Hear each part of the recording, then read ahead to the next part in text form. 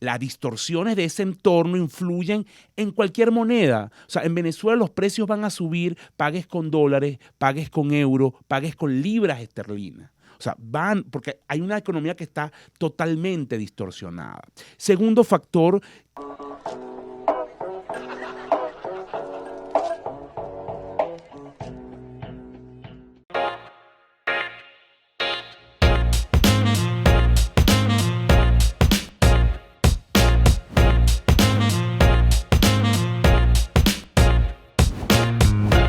Hola queridos amigos, bienvenidos nuevamente a otro capítulo de Tertulia y Dinero, un podcast en donde tres profesionales apasionados por el mundo de los negocios conversan de manera casual acerca de temas de finanzas, economía e inversiones.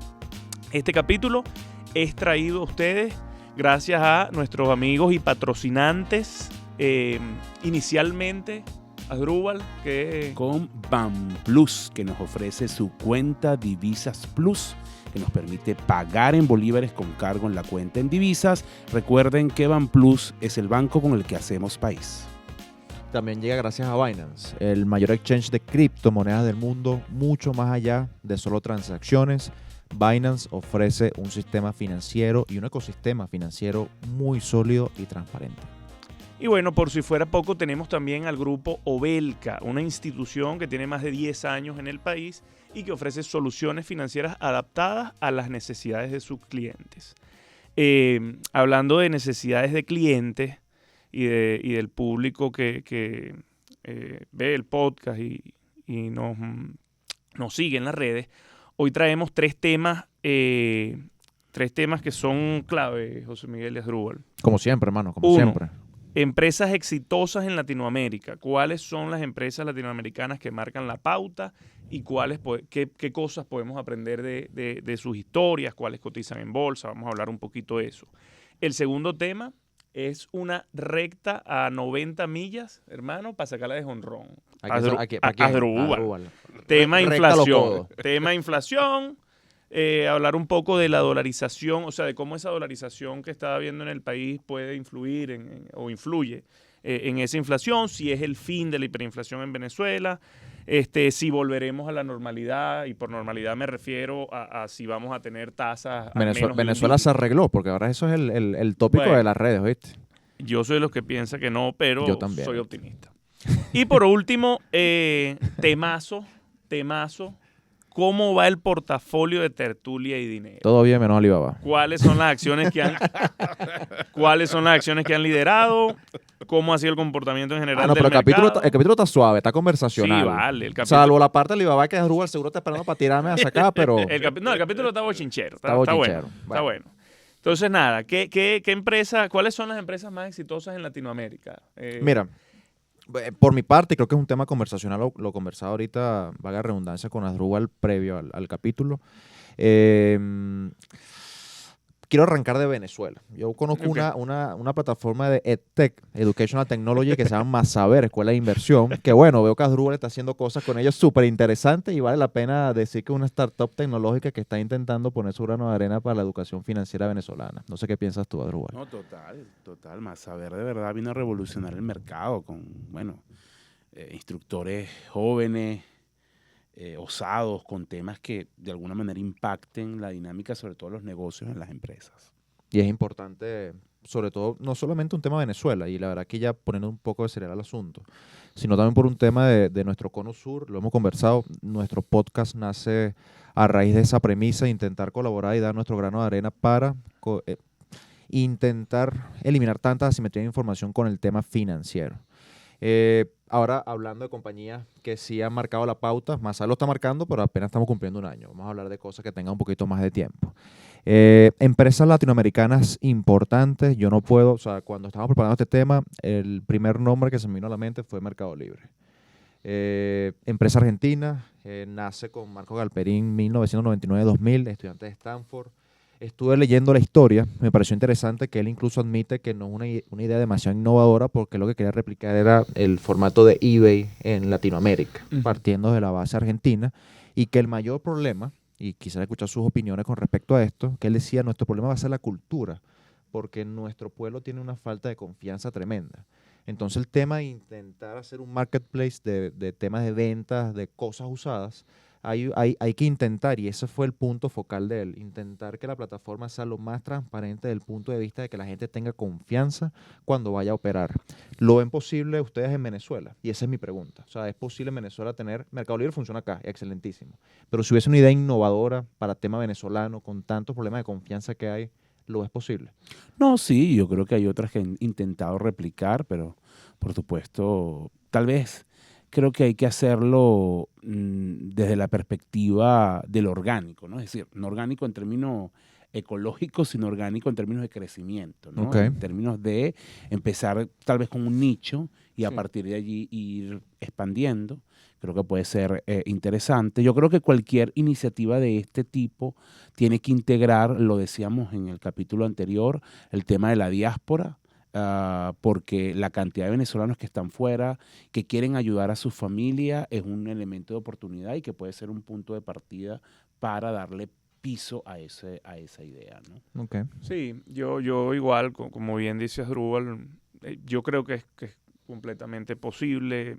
Incluso la modalidad peer-to-peer de Binance, ¿no? Con el tema remesas, muestra como una dinámica o una plataforma en la que dos extraños completamente a través de un sistema de intermediación, o bueno, no de intermediación, pero de una plataforma que pone estas dos partes juntas, haga que se concrete una transacción, y eso yo creo que pudiera reaplicarse en otros sectores y en otros tipos de negocios. Más allá de lo cultural y de la falta de confianza que dices que tienen los pueblos latinoamericanos, yo creo que todo pasa por un tema de innovación, por una buena plataforma, por transparencia. Por supuesto que en el año 2000 era mucho más complicado esto, ¿no? Estamos Claro, hablando sí. de... ¿Qué Ahora, otras empresas hay por ahí? de Argentina, YPF, que me acuerdo que hice un trabajo en valoración de empresas en el IESA, me tocó valorar YPF, pero es un tema complicado porque Argentina es el típico cóctel venezolano, YPF típico cóctel PDVSero, y fue más o menos difícil, pero bueno, tiene cierto valor.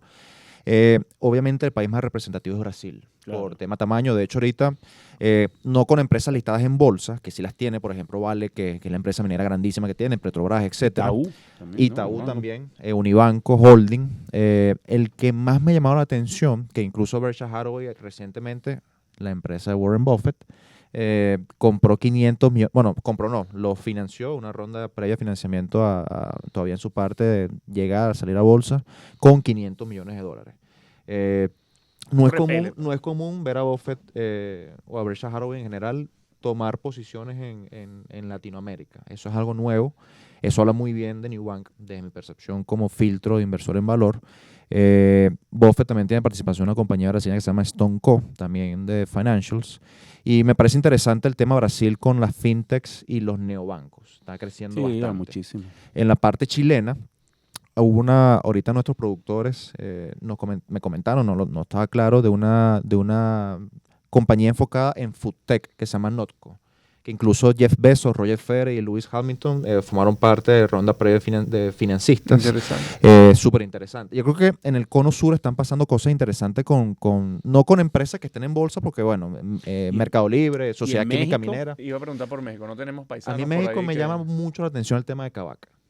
¿Saben? Empresa que entra dentro del paraguas mexicano, pero que está fundada por un venezolano, que es un marketplace para compra y venta de carros usados. Pues.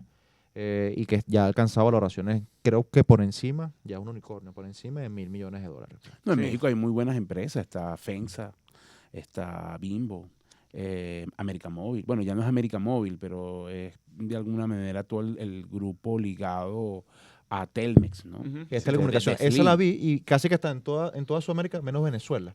Sí, Me pareció interesante. aquí se detuvo, ellos iban a entrar, ellos estuvieron un poco detrás de Movilnet y fue cuando Chávez entró con la nacionalización de CanTV y todo el tema. Okay. También sé que estuvieron interesados en Digitel y bueno, digamos que no han entrado, pero no es descartable en un futuro y en un cambio Una preguntita que te voy a lanzar. regulatorio puedan entrar, ¿no? Es el único país donde no está, de los importantes, ¿no? Tenemos empresas grandes en prácticamente todos los países. Yo, por ejemplo, he invertido personalmente, recomendación no de inversión, sino de investigación, si le quieren echar un ojo, en Sociedad Química Minera, una empresa minera que está en Chile.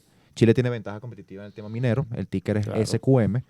Brasil es un monstruo por sí mismo, Argentina ya hablamos de Mercado Libre.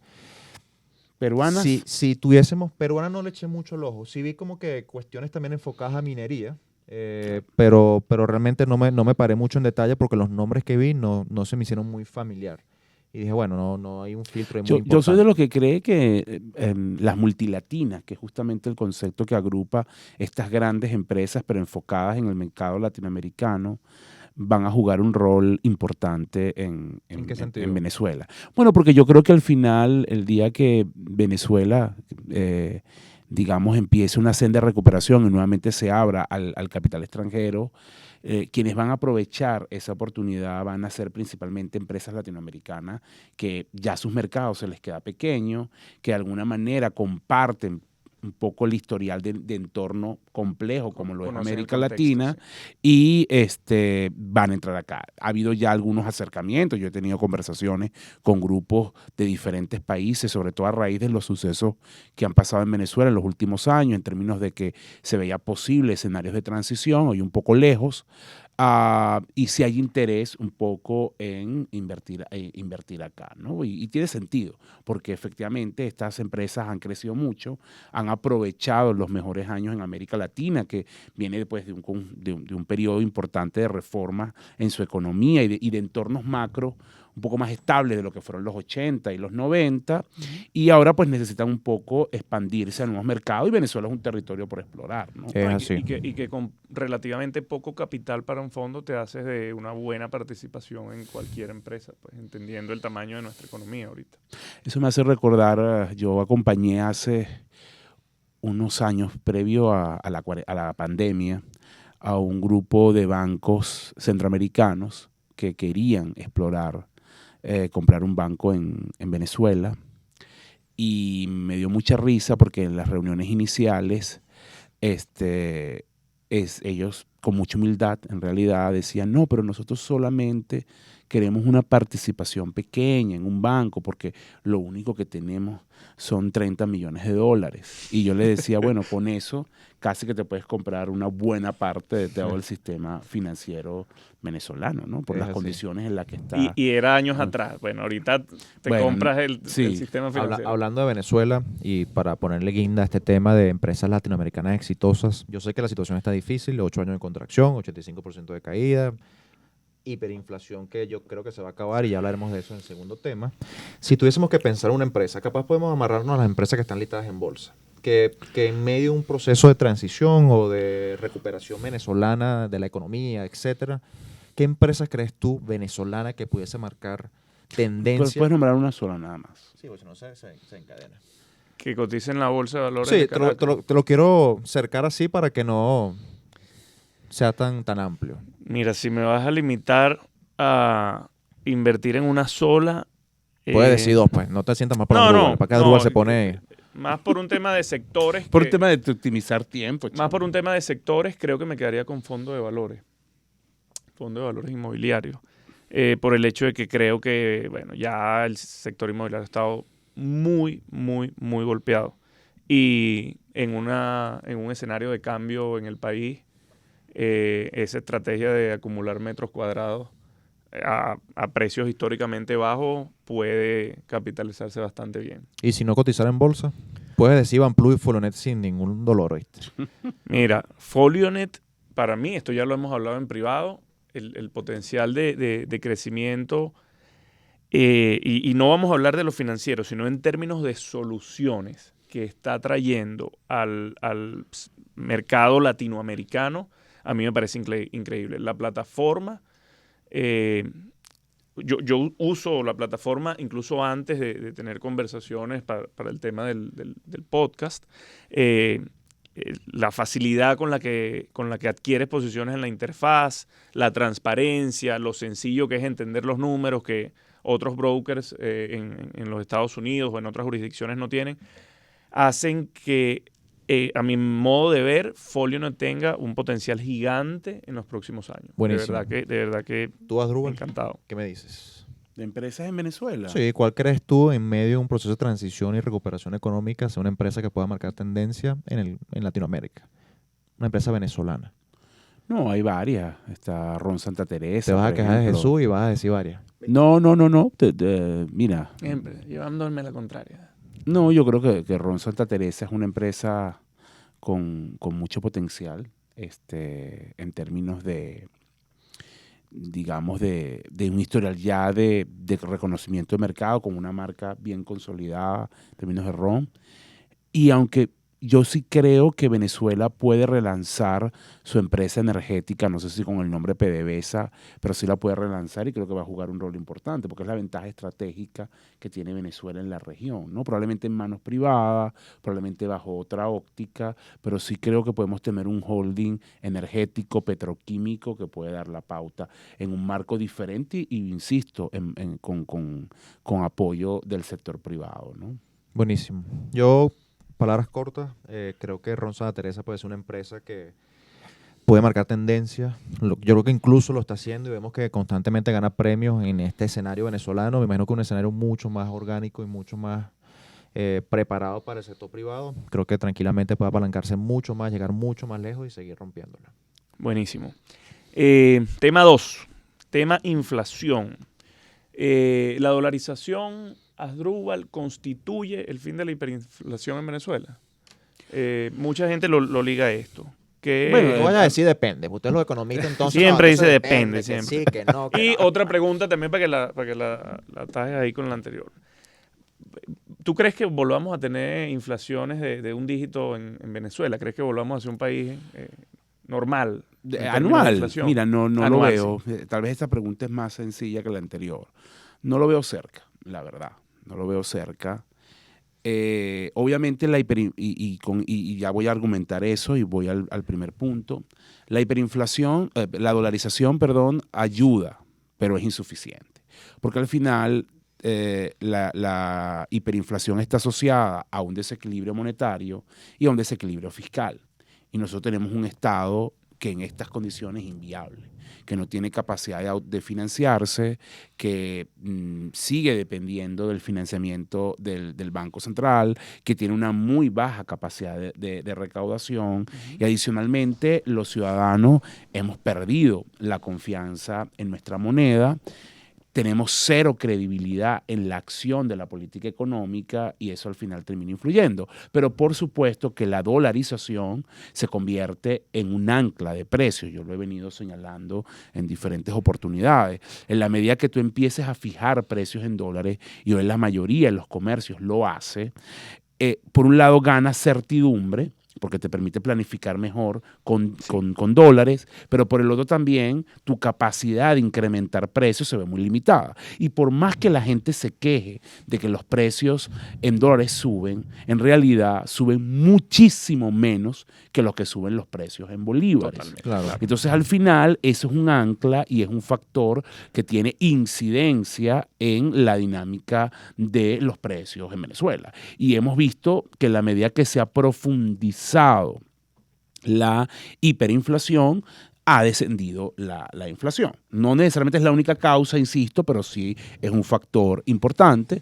Nosotros cerramos el año pasado con una inflación cercana al 3.000%.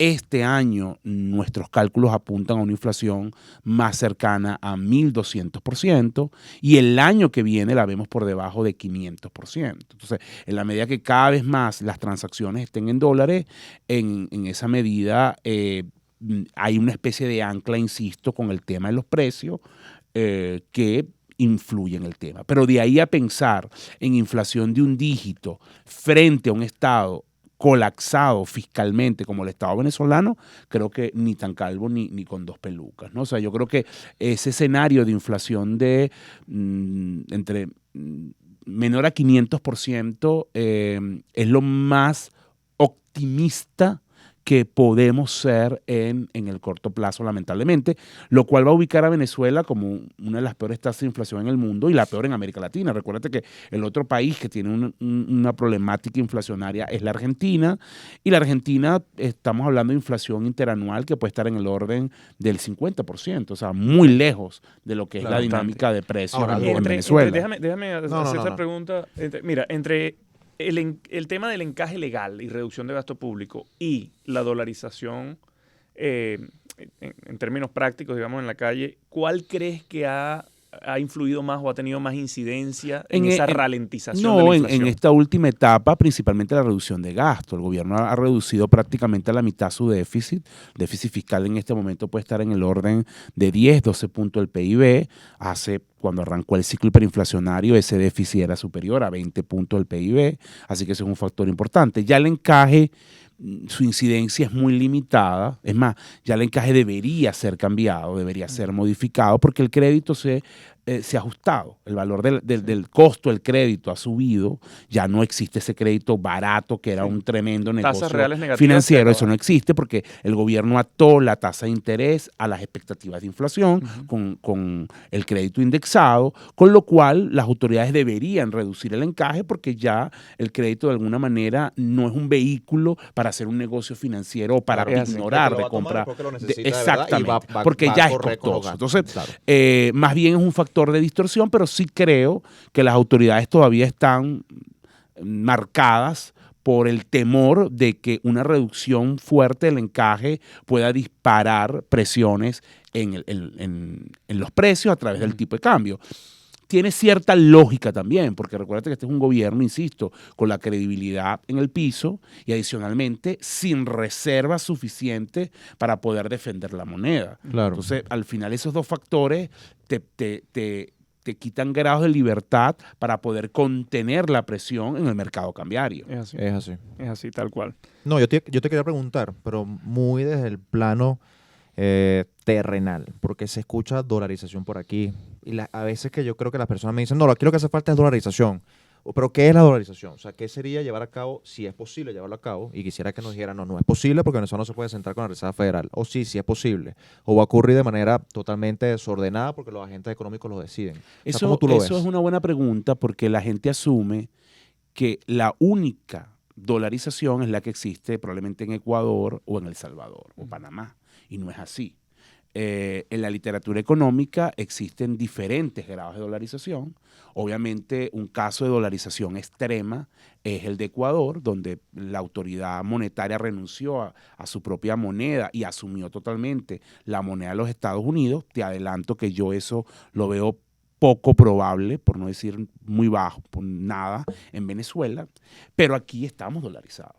O sea, sí, de forma distinta, estamos dolarizados porque el universo de transacciones se hace principalmente en divisas, porque ya la banca incluso tiene la mayoría de sus depósitos en divisas. Yo creo que hay 3 indicadores que a mi juicio son fundamentales para entender el grado de dolarización que tiene la economía venezolana. Una dolarización muy particular, una dolarización con fricciones en las transacciones, es decir, no fluye, porque de alguna manera hay elementos que no se han resuelto, como los sistemas de pago, pero dolarización al fin. ¿Cuáles son esos tres indicadores a mi juicio?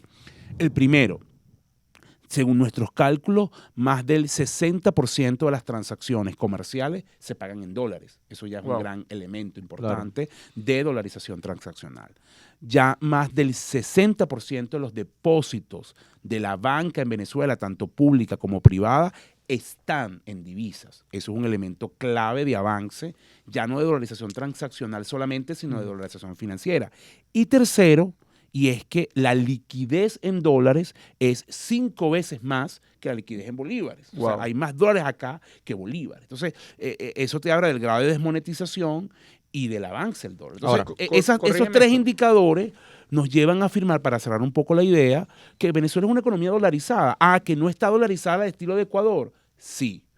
O no, mejor dicho. O sea, no está dolarizada al estilo de Ecuador, pero es dolarizada. Porque hay diferentes grados de dolarización. Por ejemplo, Perú es una economía dolarizada. Entiendo. Porque Perú permite que tú puedas trabajar con soles, con dólares, ¿entiendes? O sea, hay la dolarización, y hay que quitarse esa visión de que hay un solo tipo de dolarización. Hay diferentes grados de dolarización y Venezuela, pues en este momento, tiene una de ellas. Ahora, no sé si ustedes en Economitica lo han debido haber, o lo deben estar midiendo. ¿Ha permeado o está empezando a permear el hecho de que ahora distintas clases sociales en Venezuela ya tengan manera de empezar a ganar en dólares? Mira, José, eso también genera mucha polémica porque la gente y por eso te lo pregunto, es por eso. Lo entiende mal. el uso del dólar está extendido en todas las clases Es así. sociales. Por eso te lo pregunto. Pero la gente asume usar dólar como estar bien o cubrir tus Exacto. gastos o cubrir todas tus necesidades. Y no es lo mismo. Una cosa es que yo tenga dólares en el bolsillo y casi todo el mundo tiene, ¿verdad? O tiene como conseguir. Pero otra cosa es que yo pueda cubrir toda mi canasta, bien sea alimentaria o de bienes y servicios en mi familia. Son dos cosas muy diferentes. Lo primero no implica lo segundo. Claro. Pero el uso del dólar es totalmente extendido. Te lo digo por el estudio de dolarización que hacemos en Ecoanalítica. Nosotros medimos ya en este último que está por salir, que estamos procesando los datos. Estamos hablando de más de 23,000 transacciones en dólares. Y lo hacemos, voy a hablar específicamente de Caracas, usamos 10 ciudades, pero en Caracas nosotros medimos transacciones en Chacao, en Catia, en el mercado de Quinta Crespo, en la Redoma de Petare, en el mercado de Coche, o sea, Claro. en diferentes lugares donde... No en los bodegones. No en los bodegones, Claro. y se usa el dólar. Es así. Es tan intensivo el uso del dólar en Catia como en los Palos Grandes. Por supuesto, las magnitudes cambian, pero se usa igual el dólar. Entonces, no tiene nada que ver con ser rico, con estar bien tampoco, porque hay gente que critica esto. No, tú estás diciendo entonces que el país mejoró y que todo el mundo está bien. No. Hay personas que solamente tienen $3, $4 en el bolsillo. Claro. ¿Con eso pueden vivir? No No, se puede. pueden vivir, Claro, no se puede. pero tienen dólares. Ahora, aprovechando Una- esta asesoría una última rápido. pregunta. No, déjamela a mí, vale. Dale. Esta es la tuya. Zúmbala. Aprovechando el tema de... Yo estoy aquí en una asesoría como De- si yo fuese no, el después que tienes lo está pagar- viendo. Después tienes que pagar la membresía. Claro. La cena. La cena. El tema sobrevaluación del bolívar. El Ajá. pérdida de poder de compra del dólar. Lo ves como que disminuyendo. O sea, ves al Mira, dólar agarrando yo poder voy de aquí compra. a dar un adelanto, pero yo le voy a pedir a nuestros productores que ese tema lo meta en este podcast, porque yo sí creo que es importante y creo que los economistas, es un reto para los economistas porque la gente no lo entiende, lo debo admitir, no lo entiende, le parece un tema esotérico, complicado, pero la gente asume que es imposible que los precios en dólares suban porque es una moneda estable.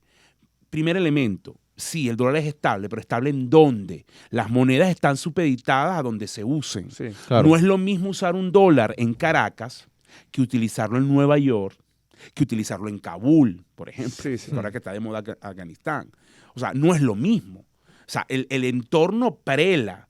Las distorsiones de ese entorno influyen en cualquier moneda. O sea, en Venezuela los precios van a subir, pagues con dólares, pagues con euros, pagues con libras esterlinas. O sea, porque hay una economía que está totalmente distorsionada.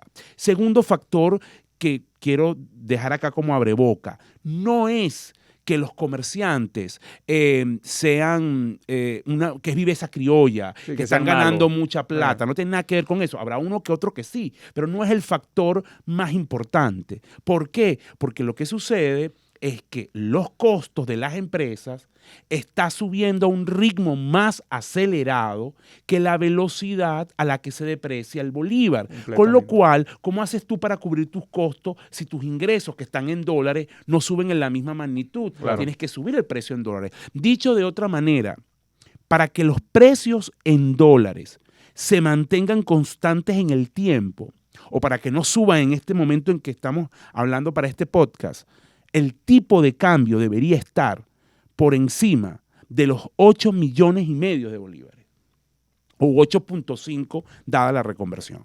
Bueno, Claro. ¿dónde está el tipo de cambio hoy? Está muy por debajo de ese nivel. Entonces, Claro. eso te genera el tema de la distorsión, pero a la gente Este capítulo va a ser tendencia, ¿viste? Sí, esto a la sí, gente le está cuesta buenísimo. entenderlo y asume elementos de moralidad que no aplican. O sea, es más Es fácil. muy difícil hacer negocio en Claro, Venezuela. es o sea, más fácil Complicado. Total. culpar al comerciante. No digo que sea un santo, pero se enfrenta a un entorno extremadamente hostil Total. que intentar entender este fenómeno Sí, macroeconómico. completamente. Y tú lo ves en los posts y lo ves en ciertos influencers que atacan. Es igual. Y está no es lo mismo, pero está relacionado. Y perdonen que me extienda. No, Todo el mundo que hermano, dice, parte de este podcast es esto. entonces, o sea, intentar aterrizar los conceptos que están me mal. senté a comer en un restaurante en Miami y pagué 25. En Caracas pago 40. Ajá, amigo, ¿y quién te dijo a ti que las condiciones son exactamente igual? Sí, Claro. No son iguales. negocio en Caracas, O sea, pues. piensa tú nada más lo que significa tener un restaurante en Caracas, donde no hay transporte, donde comprar los productos es El una martilleo. complicación, Donde donde no te hay- martillan, no hay volumen, donde no hay volumen ciertos de funcionarios negocio. te quieren sacar plata porque estás operando en semana radical. O sea, Sí, total. donde conseguir una cantidad, Incentivo donde, perverso, donde total. no hay financiamiento y te tienes que financiar probablemente con un prestamista que te cobra un interés en dólares brutal. Las condiciones son diferentes. Ahora, tú tienes un poder ahí. Yo no te estoy Que no diciendo que tú comprar. aceptes sin regañadientes el precio del restaurante en Caracas. No, pero bueno, puedes coger otro. Decisión Claro, final claro, del Pero total. yo no consumidor. tengo, lo que pasa es que a la gente le encanta meterse en el precio de los demás. Sí, Es sí, así. Que para mí es un sinsentido, ¿no? O sea, yo lo que puedo es decir, no te compro. Me pareces caro, no te compro. Yo he tomado esa decisión. Claro, Claro, claro. yo también. No, Yo no, he tomado y, esa y decisión. válida, Yo he ido a además. sitios donde no me he sentido bien, donde me parece que el precio es un exabrupto, pero bueno, ajá, no voy más o busco otro sitio y ya. Pero aquí la gente quiere, no sé, equiparar todos los costos. Si no, el mundo no fuese mundo. Si todo el mundo cobrara lo mismo, si todos los restaurantes cobraran lo mismo, todos los hoteles cobraran lo mismo, todos los carros cobraran lo mismo, ¿de qué mundo estamos hablando? Sí. Hay asimetrías que impactan en la economía y eso se pierde en la dinámica de Venezuela, ¿no? Temas. Mejor no lo pudiste capítulo decir. va a ser trending topic. No, y podemos luego hablarlo en un capítulo más adelante para extendernos, porque esto da para mucho. Esta Muchísimo. conversación da para Sí, muchísimo. claro, totalmente. Pero vamos a hablar ahora de un tema más, El cierre más es light. relajado, El menos, cierre es menos light, el cierre es light. problemático. Yo estoy muy alineado con lo que dice Asdrúbal, pero cierre es ese light. tema es tenso. Déjame abriendo aquí la Mira, plataforma. Faría, ¿cómo va el portafolio de Tertulia y Dinero? ¿Cuáles son las acciones que han liderado la cartera? Ya que se quedó pegado. Bueno. Menos mal me sé las Ay, eso incorporaciones. Que ese portafolio está medio malo. No, más bien, gracias a Dios. Lo hemos compartido por las redes y ¿Qué acciones y sectores gracias han a marcado Dios. la pauta? Mira, mientras hable la aplicación, déjame ver si cuando me conecte al wifi, pero igual me lo conozco. Las dos acciones que más han marcado la pauta han sido Credit Acceptance Corporation, que es la compañía, no sé si se acuerdan, que hacía préstamos subprime para compra de vehículos usados, y Fortinet, que fue la primera píldora, Fortinet ha sido un que palazo. ha sido una suerte tremenda, y esto somos totalmente ¿Y honestos. Alibaba, ¿cómo va? Ya hablamos de eso. Aguanta ahí. Alibaba y Adrúbal Spotify, aguanta. Adrúbal sí es odioso, Aguanta ahí, man. coño, Adrúbal. todo el tiempo, hermano. Y Fortinet, que casualmente tú habías dicho que era una buena elección por el tema de ciberseguridad. No sé si te acuerdas. claro. Y bueno, claro. después de eso pasó lo del pipeline en Ajá, Houston y el claro. ataque de ciberseguridad bueno, etcétera. Muchas cosas que han hecho que las acciones estén por encima de un 50%. La peor acción ha sido Alibaba por todo el tema que conversábamos hace poco de lo que ha pasado en China. En líneas generales ya tenemos con la píldora de hoy, que bueno, los voy a sorprender con la píldora. Me tuve que traer una Big Tech para meter Ay, en el Dios portafolio. Buenísimo. Yo sé que a Darúbal y yo vamos a debatir con esa Big Tech, pero en términos generales ya van con la píldora de hoy 14 píldoras de recomendación de ¿Quién lo investigación. diría? Para echarle un ojo. El portafolio a día de hoy estaba rindiendo entre 11 y 10%. Había caído un tanto con las últimas semanas, sobre todo porque las acciones que más habían subido, que eran Credit Acceptance y Fortinet, estaban retrayéndose un tanto. Con mucha humildad les digo, hubiese dado lo mismo. De hecho, lanzó una moneda al aire para decir que el portafolio iba a rendir 10% en 4 meses. Nadie lo sabe. En periodo de menos de 2 o 3 años, ninguna estrategia de inversión se pone a prueba. Recuerden que estas píldoras y recomendaciones de investigación es solamente para que ustedes tomen la iniciativa de echarle un ojo a estas empresas y luego decidir si se ajusta a su perfil de riesgo-beneficio. O preguntarle a su asesor si lo tiene. Es así. Es así. Pero bueno, la píldora de hoy la voy a sacar del libro de The Right of a Lifetime era ex presidente de Disney y volvió durante la pandemia, Bob Iger. Y la píldora Librazo, además. ese libro. es larga. Pero bueno, muchachos. Escriban en los comentarios, nos gustan. Ya lo dijeron. Si quieres hacer otro tipo de encuesta, lo dijeron en la primera temporada. Dijeron, nos gustan las píldoras largas. Okay. ¿Es verdad o mentira, producción? Es verdad, ¿viste? Bueno, es Facebook. Facebook es la empresa que traje hoy. Ticker FB. El metaverso. Y puse literalmente, no es tarde. Se viene, hermano. No se es viene. No tarde, es tarde en, no en cometan bold, el en error. negrita. Yo me acuerdo cuando yo comencé a invertir, que yo vi a Amazon en $700, yo decía, esto está muy caro. Muy caro. Esto es, porque yo para lo mí dices con Tesla también. lo dije con Tesla en su momento. Un amigo me recomendó Ah. Tesla cuando estaba en 140, previo al split inverso, y bueno, ella está ahorita casi que debe estar con un X12 de que me lo dijo. Y con Bitcoin también lo dijiste. Con Vico lo estoy aprendiendo, ¿viste? Acuérdate que aquí tenemos un librito para leer, porque nos hemos recomendado muchos libros de lectura en los últimos capítulos. El Internet del Dinero, vale la pena si quieren echar un ojo a todo el tema del entendimiento del libro. Él es mejor recomendando píldoras que libros. Te vas a quejar este libro. Ey, no, pero eso es un librazo, Adrúbal. Ve lo que tengo aquí. Tengo The Everything Store, Jeff Bezos, Buffett, I'm Dancing to Work, Sam Walton, Bob Iger. Lo que pasa es que a él le gusta leer. No, y él es problemático, él es tramoyero. Él le gusta llevar la contraria. Qué ofensivo, vale. De cariño. Mira, de cariño. vamos con la píldora que nos estamos alargando mucho. Ticker FB, yo creo que todos conocen la acción de Facebook. 1.900 millones de usuarios diarios en la plataforma de Facebook, es decir, una de cada 4 personas en el mundo utiliza Facebook. Yo no lo utilizo, estoy seguro que ustedes tampoco, pero hay la población demográficamente hablando está mucho más envejecida que rejuveneciéndose y a las personas mayores les gusta usar la plataforma de Facebook. De igual forma, si utilizamos el extra de WhatsApp, Instagram, etcétera, podemos llegar incluso a 2.8, 3 miles de millones de personas que utilizan una red social alineada con Facebook. Un modelo de negocio dinámico. Cuando comenzó Facebook, y posiblemente todos vimos en la película La Red Social, parecía que solamente iba a ser una red social. Pero Zuckerberg no ha parado de innovar y ha realizado compras totalmente estratégicas en su momento. Las personas prácticamente ahorita definen la compra de Instagram por por $1.000 millones, para decirlo en castellano, como el robo del siglo, porque lo que significa Instagram y lo que genera es brutal en comparación a lo que le costó a Facebook, al igual que la compra de WhatsApp. Facebook está aumentando sus ingresos medios constantemente. Hay una media que se llama ARPU, que es como capacidad de rentabilización por usuario, que está incrementándose interanualmente a un número increíble, que fue 43% al cierre del último trimestre del segundo trimestre de 2021. Muchos usuarios están generando muchos ingresos. Lo interesante de Facebook es que tiene una gran capacidad de generación de flujo de caja libre que están utilizando para reinvertir en el negocio, para realizar adquisiciones interesantes. Lo del metaverso que decías, Rubal, me parece muy interesante. Ellos tienen una ventaja competitiva que se llama el Network Effect.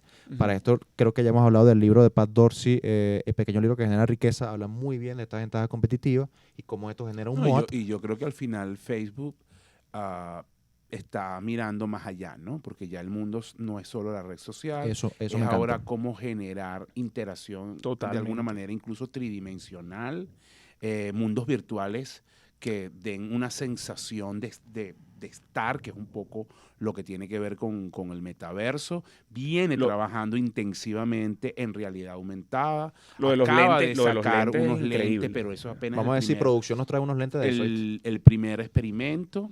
Y sí, su potencial es enorme. También hay que estar encima porque está en la mira de la regulación. Sí, junto con las otras tecnológicas. De hecho, el Congreso lo tiene ahí con el tema vista por el advertising, que es la fuente principal de ingreso de Facebook. Pero yo creo que los últimos datos son muy buenos en términos de flujo de cajas libres, generando caja. Están recomprando acciones aceleradamente, ellos no entregan dividendos. Y yo creo que la capacidad de Facebook de mostrar en los últimos años para mantener tasa de crecimiento con este tema, incluso el metaverso como un posible segmento de negocio interesantísimo en los años por venir, puede ser interesante para echarle un ojo. Entonces, bueno, incluimos una Big Tech en nuestro portafolio, ya con 14 píldoras en lo que va de Me encanta este portafolio.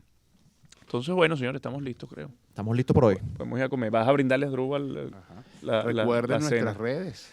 Redes, @tertulia y dinero en Instagram y en Twitter. Estamos también en YouTube. @Jesús Leonet, mi persona, en Instagram y en Twitter. @JMFariasU en Instagram y en Twitter. @AROliveros en Instagram y Twitter. Señores, esto fue Tertulia y Dinero, un podcast en donde 3 profesionales apasionados por el mundo de los negocios conversan de manera casual acerca de temas de finanzas, economía e inversiones. Chau, chau. Nos vemos pronto. Saludos.